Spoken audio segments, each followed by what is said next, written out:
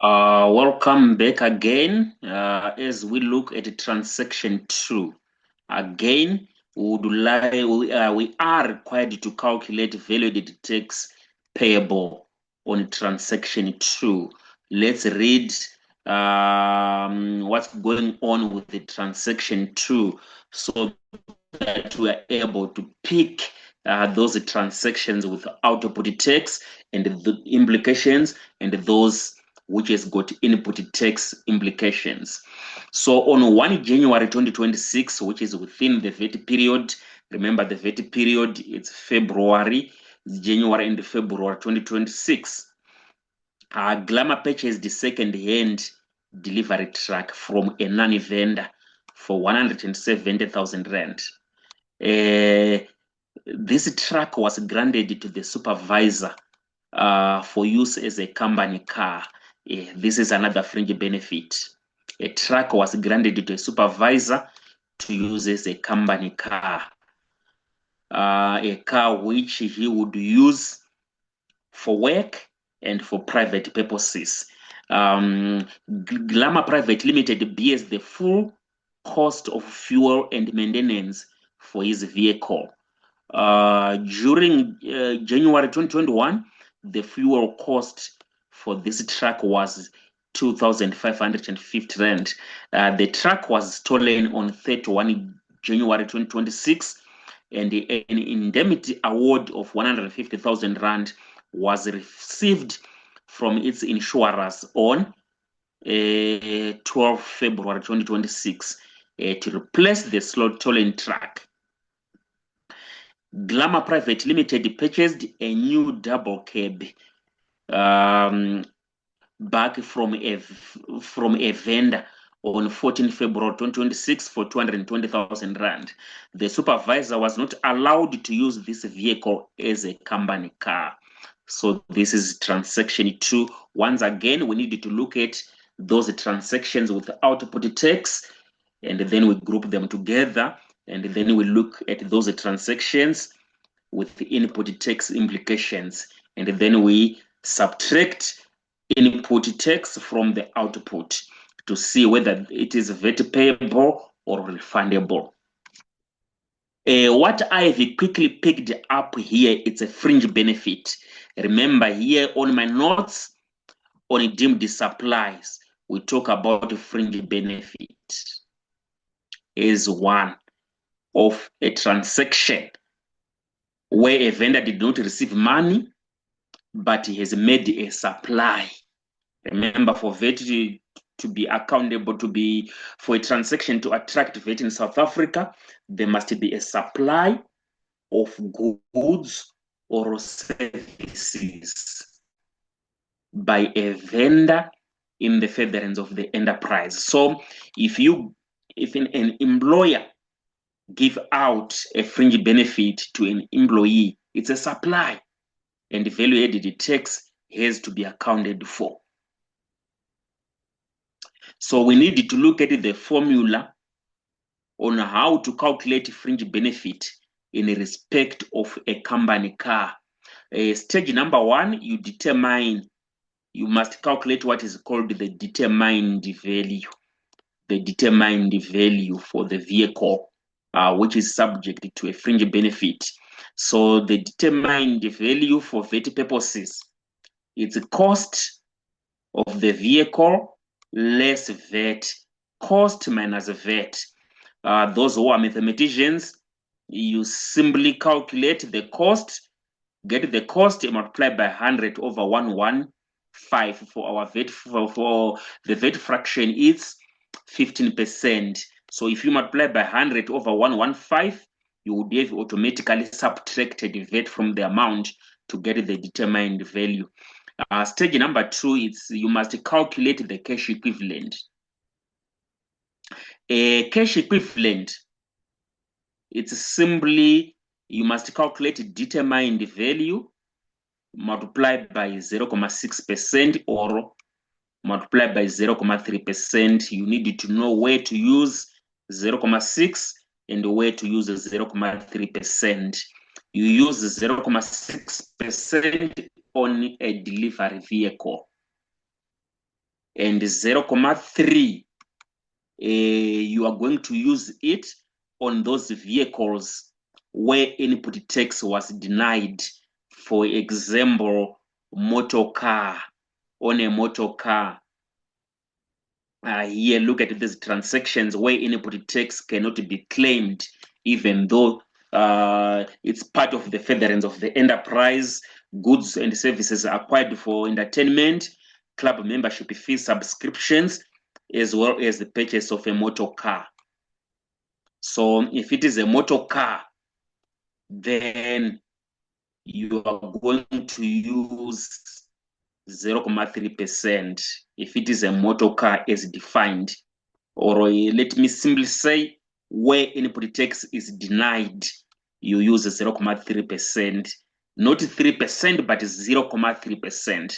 Where input tax is not denied on such a vehicle, you use 0.6%. Then the next stage, number 3, just check on the question or on the notes or on the circumstances, like who is responsible for maintenance. If it is the employee who got the right to use of a company car, then you would subtract 85 rand. But if it is the company's responsibility, then you don't subtract, you jump this stage number 3, you would then go to 4, where you multiply the cash equivalent, you would have gotten there by 15/115. So that is how you calculate the value of the VAT on the supply, and then multiply by the number of months. Remember, if we say the cash equivalent is either 0.6% or 0.3%, we mean 0.6% per month or 0.3% per month. You would then multiply by the number of months during the VAT period that company car was used. Yes, that's what you do. And lastly, you multiply by the portion of taxable use. But this one, it doesn't apply here because Glamour is dealing in 100% taxable supplies. So yes, that's what we are going to do. Let's calculate the value of the fringe benefit. Let's calculate the value of the fringe benefit. Yes, we said the determined value, it's 170,000 Rand. Yes, we are told that all amounts include VAT. Besides that, this amount, it was purchased from a non-vendor. Already this amount includes VAT. So the first stage, which is to get determined value, where you say determine where you would say cost minus VAT, or simply cost multiplied by 100/115. That's what we did. What is in the brackets now? It's the calculation of determined value, which is my first stage. Second stage, I said you either multiply by 0.3% or 0.3%. So, but let's see whether we should use 0.3% or 0.6%. We say where input tax is denied, that's where you should use 0.3%. So here it's a delivery truck. It's not a motor car. So input tax was not denied. Therefore, that's why I use 0.6%. The following stage was I said you must check who was responsible for maintenance. If it is the employee who got the right of use of a company car, you should subtract 85 rand. Here we are told that it is the company who bears the full responsibility on fuel and maintenance. Then we are not going to subtract 85 rand. We will go on to the stage where we multiply by 15/115 to get that value of output tax that must be determined. Yes, and then how many months during the VAT period? This period it's a 2-month period, but according to what we are reading here, it was only purchased on 1 January 2026, and unfortunately, it only lasted a month, and it was stolen. So it was only the supervisor only used that company car for 1 month. Hence, I multiplied here by 1. Hence, I multiply it by 1. So to get 116 Rand, that is output tax that is levied on the supply of a fringe benefit to an employee, to the supervisor. The next transaction which has got output tax implication. I'm seeing a fringe benefit. I'm not a fringe benefit. I'm seeing an indemnity award. That is, the truck was insured. When it was stolen, the insurance company gave an indemnity award of 150,000 Rand to replace the stolen delivery truck. So yes, it's another deemed supply, which has got output tax implications. So we simply take 150,000 Rand, and then we multiply by 15 over 115 to get 19,565 Rand. That is the output tax that is levied on this indemnity payment. So I'm sure that is all what on this transaction, which has got output tax implications. That is it, nothing more. Then we simply add these two together. The total output tax is 19,681 Rand. Therefore, we move on to the transactions which have got input tax implications. First of all, remember our VAT period is January 2026 to February 2026. So on 1 January 2026, within the VAT period, the second-hand truck was purchased. It was purchased from a non-vendor. Like I said from the first transaction, acquiring an asset from a non-vendor, there is deemed input tax, like, or let me say a hiding input tax that has to be claimed by any taxpayer who is registered as a vendor. So therefore, Glamour Private Limited is entitled to claim input tax on the 170,000 Rand. You simply multiply by 15 over 115 to get the notional input tax or deemed input tax of 22,174 Rand. Let's move on to the next party. What of expenses? I'm seeing fuel. And we are rightfully told that during January 2021, the fuel cost of this truck was 2,550 Rand. Should we claim input tax here on fuel? Once again, you need to know the supplies. Whether this supply is taxable or not.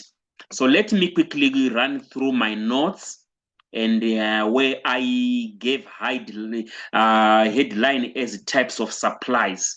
We have got some supplies which are standard rated. Those are the supplies which are rated at 15%, which is the normal tax rate in South Africa for value-added tax. So if a supply is not standard rated, it means that supply is either zero rated or exempted. You need to know the examples of such supplies. So that you are able to give a reason. So let me run through examples of zero rated supplies. So these are all taxable supplies, but they are rated at 0, unlike exempted, which are not taxable at all. So let's say exported goods, exports are zero rated. If you are dealing in exports, then you are not going to charge VAT on your exports. Sale of a going concern.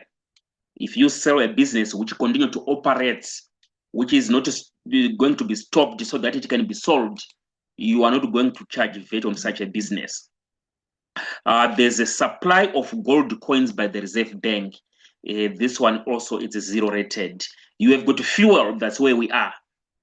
Fuel is zero rated. Then you have got some basic food stuff, e.g. milk, brown bread, maize meal, same rice, pilchards, vegetable oil, eggs, and so on. We've got charging of municipal rates. We've got the supply of sanitary pads and pen liners. All these are zero rated supplies. Don't confuse and say exempted, because once you say exempted, your answer would be wrong. So here we got our answer. Fuel, no VAT is going to be claimed, because the vendor, when he acquired the fuel, he was not charged VAT. So you are not going to claim VAT where you were not charged. So it's zero rated. Then let's quickly look at another transaction. We saw that after getting an indemnity payout, an indemnity payment, Glamour decided to replace the stolen truck, and they purchased a new double cab back from a vendor on 14 February 2026 for 220,000 Rand. Remember, on expenses, you claim input tax. But should we claim? Remember, I said there are some transactions which you need to know. Even though I said you are entitled to claim input tax if you purchase goods and services in the furtherance of the enterprises, there are some transactions where input tax is denied according to section 17 subsection 2 of the Value-Added Tax Act. So it's only these three transactions which you need to know. Goods and services acquired for entertainment, membership subscription fees for social and recreational nature, and the purchase of a motor car. You need to know what is a motor car. So a motor car includes a motor vehicle, station wagon, minibus, double cab light delivery vehicle. That's where we are, double cab light delivery vehicle. And other vehicles where with 3 or more wheels designed to carry passengers, let me say from 2 to 16 passengers. Then from 3 up to 16 passengers, then it's regarded as a motor car. If you acquire such, input tax is denied unless you are a car dealer, unless you are a car dealer or you are running a car hire business. Those are the two situations where you would be allowed to claim input tax. Other than that, input tax is denied. So this is our situation. They decided to buy a double cab back. As a result, Glamour Limited will not be entitled to claim any input tax. So it's zero input tax to be claimed here. You need to write a reason. Input tax is denied. Then you write here 0. Okay, therefore, based on this transaction, only 22,174 Rand is input tax. However, the question requires us to calculate VAT payable, which I said it's output tax minus input tax. So here, our output tax was 19,681 Rand, but input tax is 22,174 Rand. So meaning our input tax is more than our output. Therefore, based on this transaction, Glamour Private Limited would be refunded 2,493 Rand. So that is it on this transaction. We are once again taking a break, and we'll come back and we'll do transaction 3. Hopefully you are enjoying. I'm sure you are enjoying and you are benefiting a lot